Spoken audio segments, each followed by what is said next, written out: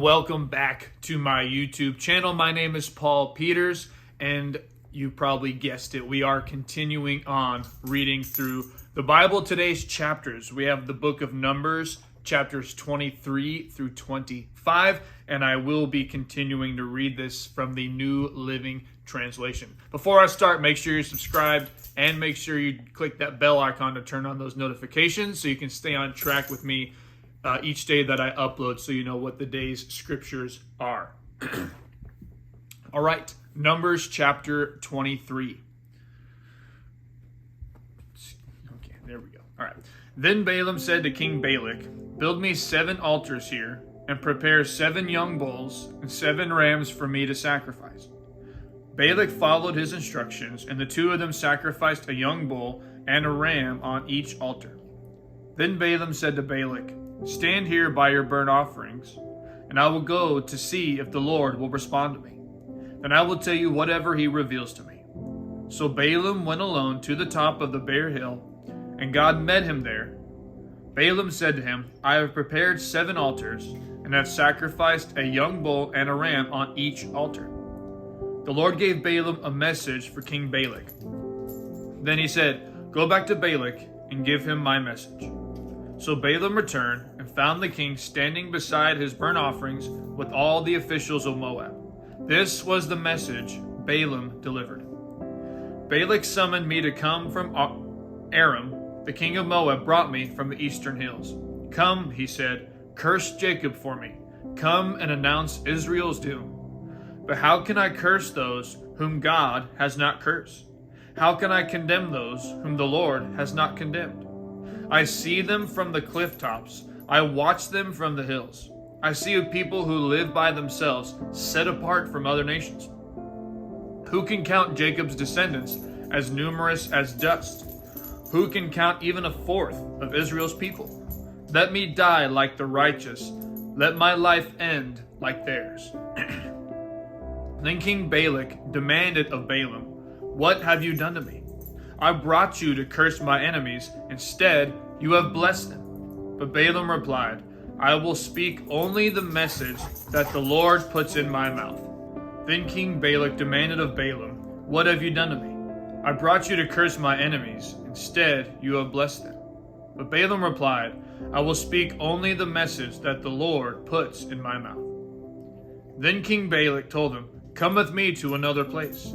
There you will see another part of the nation of Israel, but not all of them. Curse at least that many." So Balak took Balaam to the plateau of Zophim on Pisgah Peak. He built 7 altars there and offered a young bull and a ram on each altar. Then Balaam said to the king, "Stand here by your burnt offerings while I go over there to meet the Lord." And the Lord met Balaam and gave him a message. Then he said, "Go back to Balak and give him my message." So Balaam returned and found the king standing beside his burnt offerings with all the officials of Moab. "What did the Lord say?" Balak asked eagerly. This was the message Balaam delivered. "Rise up, Balak, and listen. Hear me, son of Zippor. God is not a man, so he does not lie. He is not human, so he does not change his mind. Has he ever spoken and failed to act? Has he ever promised and not carried it through? Listen, I received a command to bless.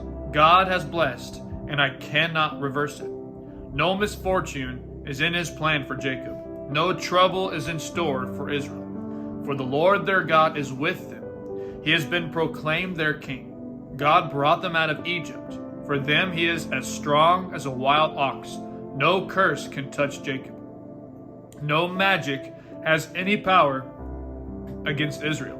For now it will be said of Jacob, what wonders God has done for Israel. These people rise up like a lioness, like a majestic lion rousing itself.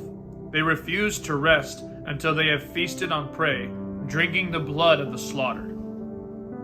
Then Balak said to Balaam, "Fine, but if you won't curse them, at least don't bless them." But Balaam replied to Balak, "Didn't I tell you that I can only do what the Lord tells me?" Then King Balak said to Balaam, "Come, I will take you to one more place. Perhaps it will please God to let you curse them from there." So Balak took Balaam to the top of Mount Peor, overlooking the wasteland. Balaam again told Balak, "Build me 7 altars, and prepare 7 young bulls and 7 rams for me to sacrifice." So Balak did as Balaam ordered, and offered a young bull and a ram on each altar. Numbers chapter 24. By now Balaam realized that the Lord was determined to bless Israel, so he did not resort to divination as before. Instead, he turned and looked out toward the wilderness, where he saw the people of Israel camped, tribe by tribe. Then the Spirit of God came upon him, and this is the message he delivered. This is the message of Balaam, son of Beor, the message of the man whose eyes see clearly, the message of one who hears the words of God, who sees a vision from the Almighty, who bows down with eyes wide open. How beautiful are your tents, O Jacob! How lovely are your homes, O Israel! They spread before me like palm groves, like gardens by the riverside. They are like tall trees planted by the Lord, like cedars beside the waters. Water will flow from their buckets. Their offspring have all they need. Their king will be greater than Agag. Their kingdom will be exalted. God brought them out of Egypt. For them he is as strong as a wild ox. He devours all the nations that oppose him, breaking their bones in pieces, shooting them with arrows. Like a lion, Israel crouches and lies down. Like a lioness, who dares to arouse her? Blessed is everyone who blesses you, O Israel, and cursed is everyone who curses you. King Balak flew into a rage against Balaam. He angrily clapped his hands and shouted, "I called you to curse my enemies. Instead, you have blessed them 3 times. Now get out of here. Go back home. I promised to reward you richly, but the Lord has kept you from your reward." Balaam told Balak, "Don't you remember what I told your messengers? I said, even if Balak were to give me his palace filled with silver and gold, I would be powerless to do anything against the will of the Lord. I told you that I could only say what the Lord says. Now I am returning to my own people. But first let me tell you what the Israelites would do to your people in the future." This is the message Balaam delivered. This is the message of Balaam, son of Beor, the message of the man whose eyes see clearly, the message of one who hears the words of God, who has knowledge from the Most High, who sees a vision from the Almighty, who bows down with eyes wide open. I see him, but not here and now. I perceive him, but far in the distant future. A star will rise from Jacob, a scepter will emerge from Israel. It will crush the heads of Moab's people, cracking the skulls of the people of Sheph. Edom will be taken over, and Seir, its enemy, will be conquered, while Israel marches on in triumph. A ruler will rise in Jacob who will destroy the survivors of Ur. Then Balaam looked over toward the people of Amalek and delivered this message. Amalek was the greatest of nations, but its destiny is destruction. Then he looked over toward the Kenites and delivered this message. Your home is secure, your nest is set in the rocks, but the Kenites will be destroyed when Assyria takes you captive. Balaam concluded his message by saying, Alas, who can survive unless God has willed it? Ships will come from the coasts of Cyprus, they will oppress Assyria and afflict Eber, but they too will be utterly destroyed. Then Balaam left and returned home, and Balak also went on his way. Numbers chapter 25.